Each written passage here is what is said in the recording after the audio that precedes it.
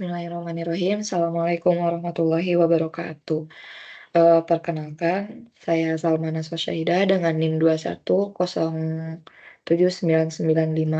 Di sini saya akan mempresentasikan laporan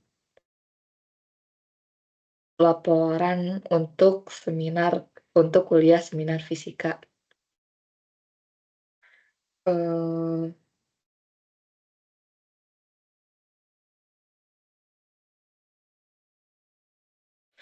dengan judul laporan identifikasi aliran dan pencemaran lindi terhadap kualitas air tanah dengan metode geolistrik resistivitas konfigurasi Wiener. Selanjutnya, latar belakangnya TPA. Pasir Sembung merupakan daerah struktur geologi berupa lahan kritis bekas galian dan kontur yang tidak stabil saat curah hujan tinggi. Limbah polutan dan air lindi dari TPA akan meresap jauh ke permukaan yang berada di bawahnya. Salah satu penyusun tanah TPA di lokasi Pasir Sembung adalah lapisan selit semplung yang memiliki ukuran partikel sangat kecil dan struktur berpori sehingga memiliki kemampuan menyerap air sangat baik. Air lindi yang merebes ke bawah ke bawah permukaan bumi dapat menyebabkan pencemaran tanah dan air lindi.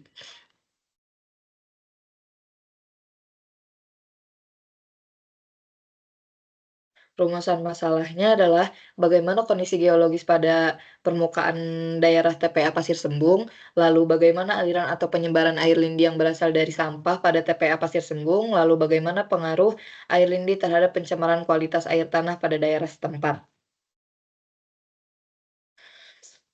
Tujuan kegiatan, mengetahui kondisi geologis pada bawah permukaan daerah TPA Pasir Sembung menggunakan metode geolistrik resistivitas konfigurasi Wiener, mendapatkan gambaran penyebaran air lindi yang berasal dari tempat sampah TPA Pasir Sembung menggunakan metode geolistrik resistivitas konfigurasi Wiener, mengidentifikasi pencemaran kualitas air tanah akibat penyebaran lindi pada daerah TPA Pasir Sembung menggunakan metode geolistrik resistivitas konfigurasi Wiener.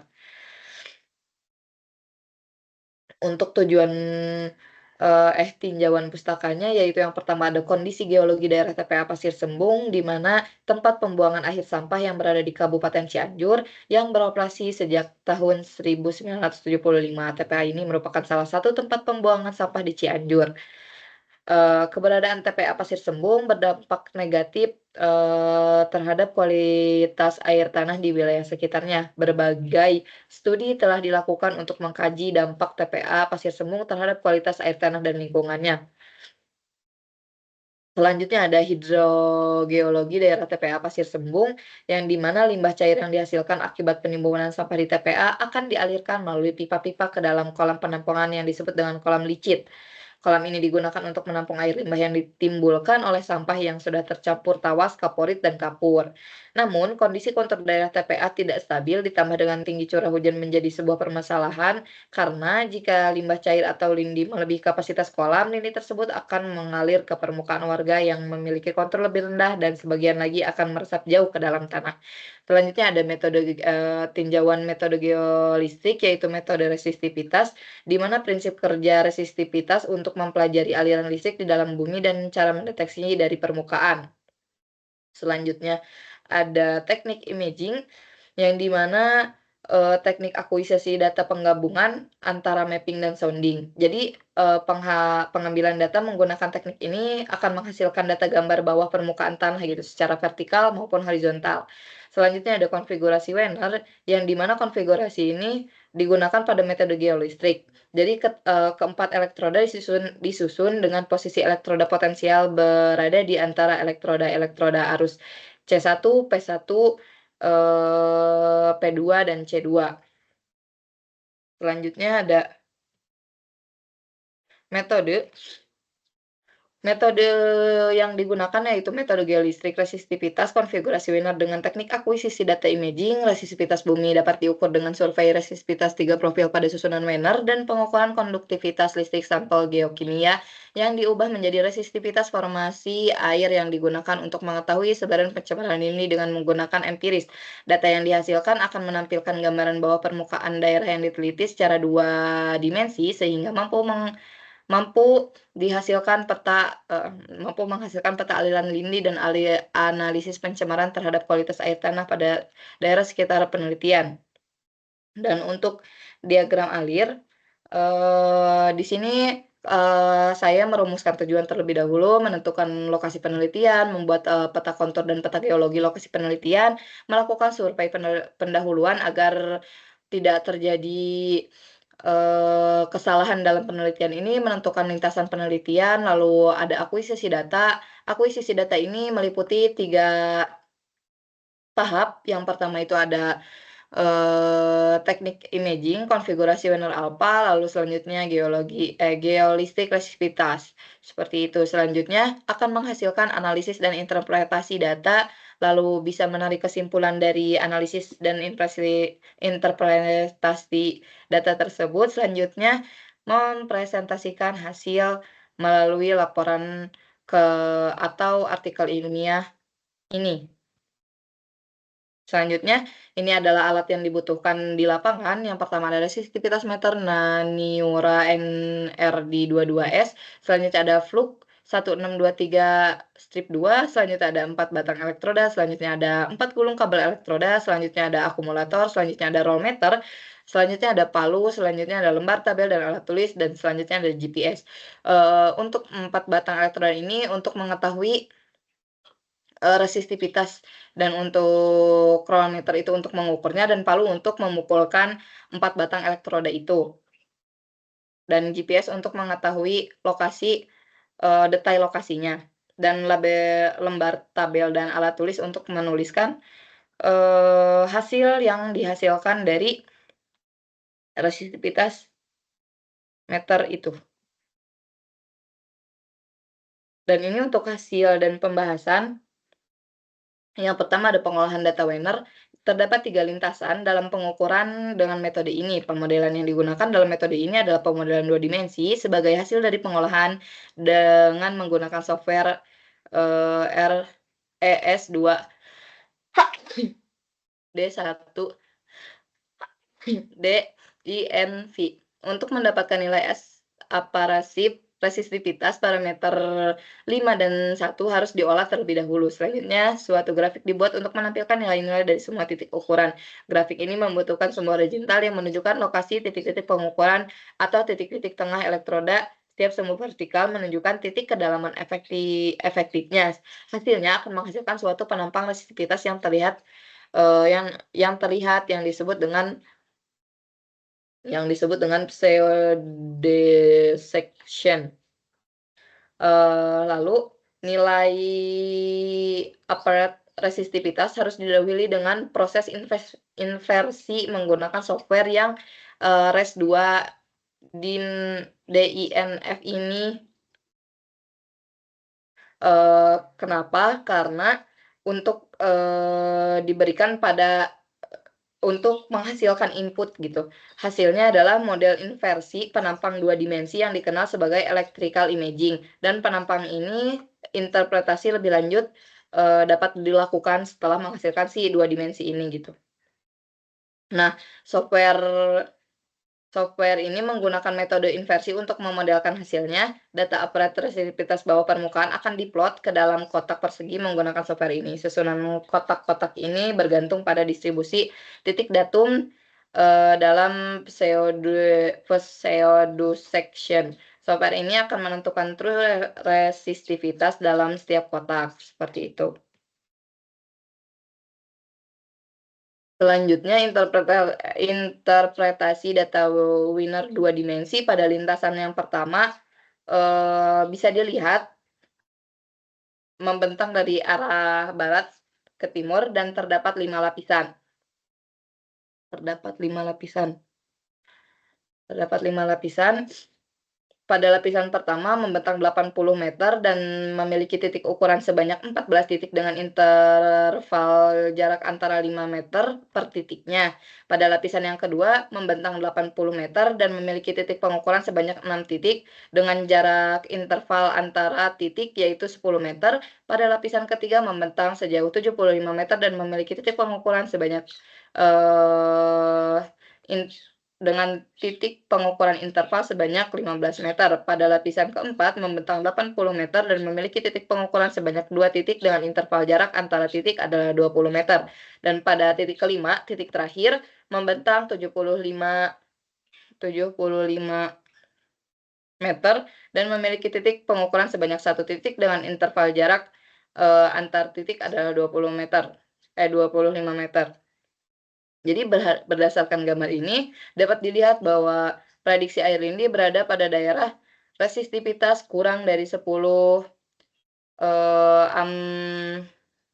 ohmmeter, yaitu pada titik lintas sebagai pada titik lintas meter ke 25 12,5 sampai dengan 15 sampai dengan meter ke-15 dengan kedalaman 0,625 sampai 4,7 meter.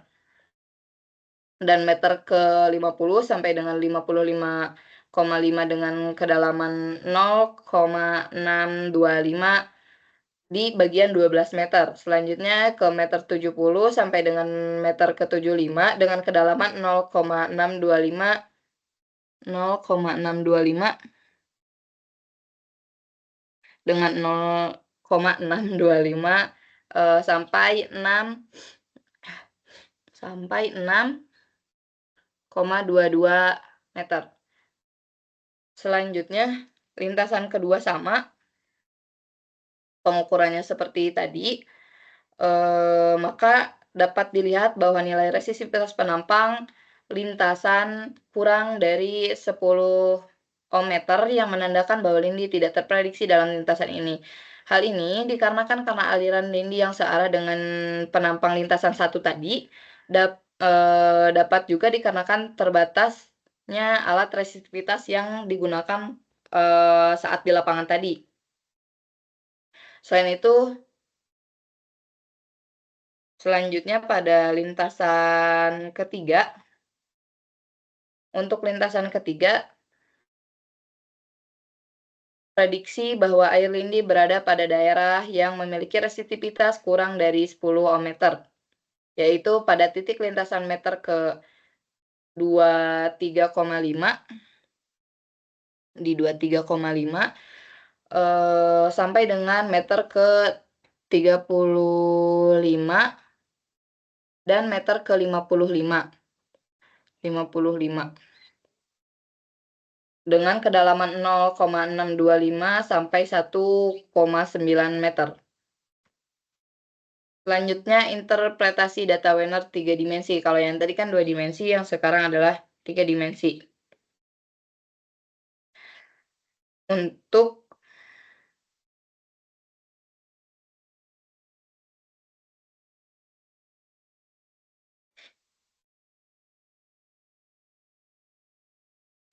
untuk 3 dimensi ini pada resistivitas, air lindi yang mencemari tanah di daerah penelitian dapat dianalisis. Jadi berdasarkan model ini, sebaran air lindi pada kedalaman tertentu dapat dilihat secara literal gitu. Ini bisa dilihat oleh teman-teman. Diketahui bahwa nilai resistivitas kurang dari 10 ohmmeter diduga merupakan daerah tercemar lindi, yaitu daerah yang berwarna biru tua ini ya teman-teman. Nih, ini biru tua. Sementara daerah resistivitas yang lebih besar dari 10 ohmmeter diduga belum terkontaminasi lindi, seperti itu. Selanjutnya, karena ini resistivitas, ini konduktivitasnya bisa dilihat.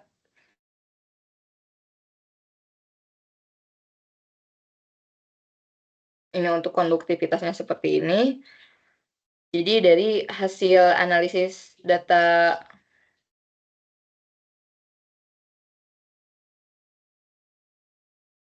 air lindi memiliki nilai resistivitas terendah. Air lindi termasuk air yang terkontaminasi sangat banyak, sedangkan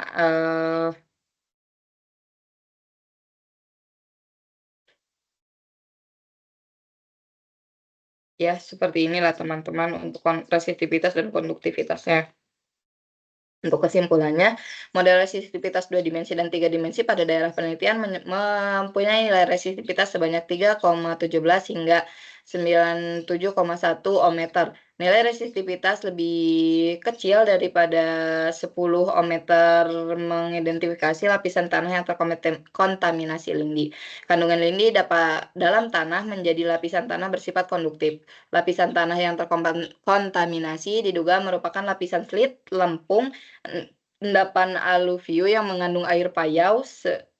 Kondisi lapisan tanah di sekitar TPA Pasir Cembung mempengaruhi sebaran air lindi secara horizontal dan vertikal. Karakteristik lapisan slit lempung yang memiliki ukuran partikel sangat kecil dan struktur berpori menjadikan lapisan jenis ini memiliki kemampuan menyerap air sangat baik. Oleh karena itu, air lindi pada daerah penelitian ditemukan hingga kedalaman 9,89 meter. Bahkan di beberapa titik mencapai kedalaman 12 meter. Sebaran lindi ditemukan paling banyak pada lintasan 1 di dekat sumur atau sumber air warga. Hal ini diduga disebabkan oleh kondisi lokasi penelitian yang berada di dekat sumur kebocoran air ini. Berdasarkan nilai resistivitas dan data laboratorium, diduga air pada sumur warga pun sedikit tercemar sehingga diperlukan proses filtrasi pada air agar air tersebut layak dikonsumsi warga.